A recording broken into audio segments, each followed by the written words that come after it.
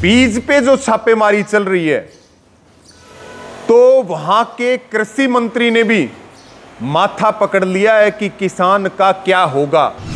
और केवल राजस्थान की बात नहीं, राजस्थान में तो कार्रवाई हो रही है, लेकिन हरियाणा का भी यही हाल है। चाहे वो खाद की बात करें और चाहे बीज की बात करें। इस सरकार जो कानून लेकर के आई जिसमें 10 साल की सजा और 5 लाख के जुर्माने का प्रावधान है, जिसे कंपनियों के और व्यापारियों के दबाव में सरकार ने जिसको ठंडे बस्ते में डाल दिया है।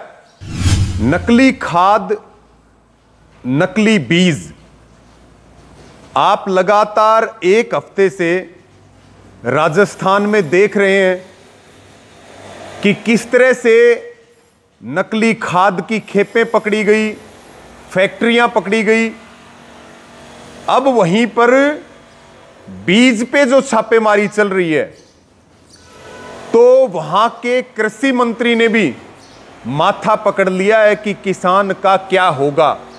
और केवल राजस्थान की बात नहीं, राजस्थान में तो कार्रवाई हो रही है, लेकिन हरियाणा का भी यही हाल है।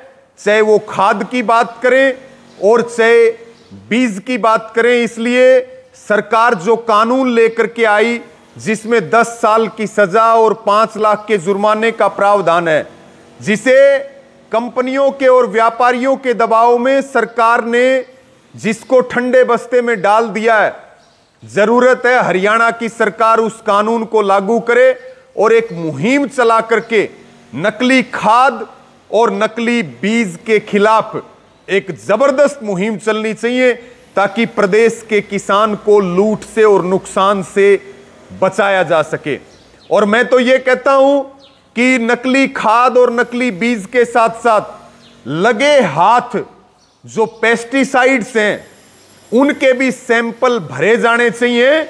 मेरा यह मानना है कि अगर पेस्टिसाइड के सैंपल भरे गए तो 90% दुकानदार दुकान छोड़ के भाग जाएंगे और पेस्टिसाइड बनाने वाली जो कंपनियां हैं उनको भी भागना पड़ेगा।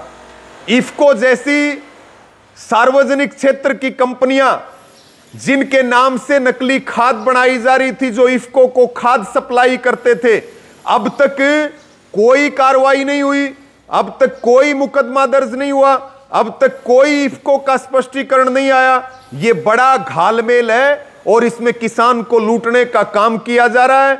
अगर नकली खाद, बीज और पेस्टिसाइड्स का यह गोरख धंधा इसी तरह चलता रहा तो देश और प्रदेश के किसान को बर्बादी से कोई नहीं बचा सकता।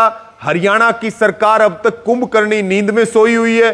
हरियाणा की सरकार इस काम पर केवल लिपापोती करने का काम कर रही है। हरियाणा सरकार इस पे जागृत हो और वो एक्शन ले और जो नया कानून आया उस कानून को लागू करे और नकली खाद के खिलाफ भी सख्त कानून सरकार बनाए। इस वीडियो को शेयर करें। सबका धन्यवाद। जय जवान, जय किसान।